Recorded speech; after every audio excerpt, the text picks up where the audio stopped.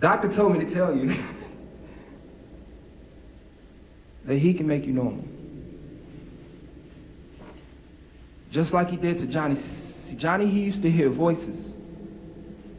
But luckily, the doctor had a pill for that.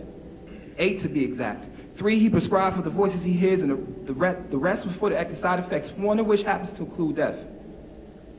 Which probably explains why Johnny feels like he can't live life when he's on them, like taking each one of them.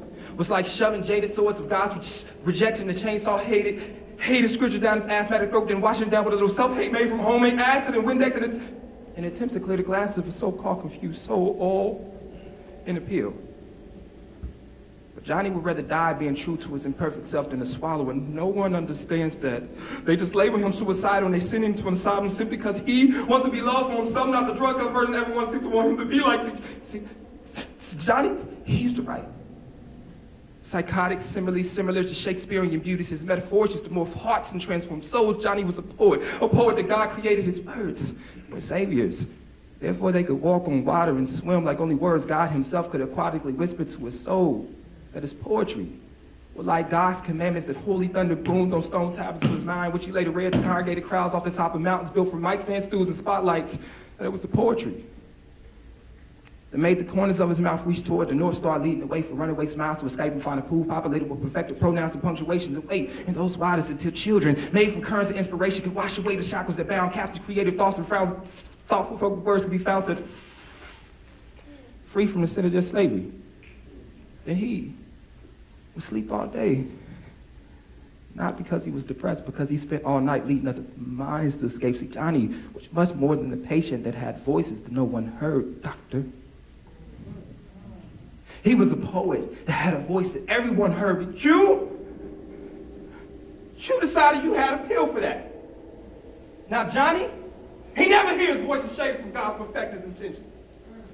Voices no longer motivate hands to dance on paper, doctor, and legs to tap dance to the jazz of his own drums and the beats created from the beats of his heart and no longer snares to the cadence. See, Johnny, you overdosed him on a pill.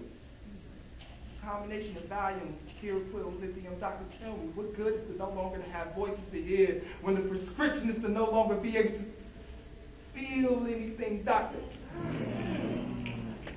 When was the last time you was able to feel anything, doctor? You hide behind that oversized lab coat pretending you can evoke emotions like poets.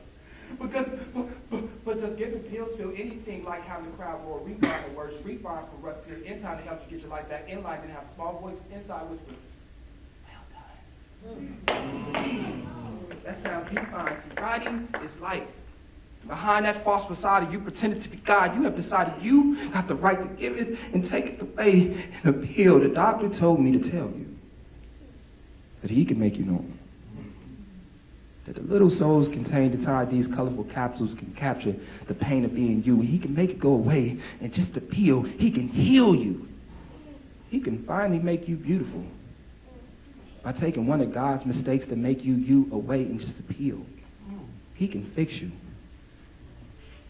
And all you got to do is lose everything you love about you. The doctor has a pill.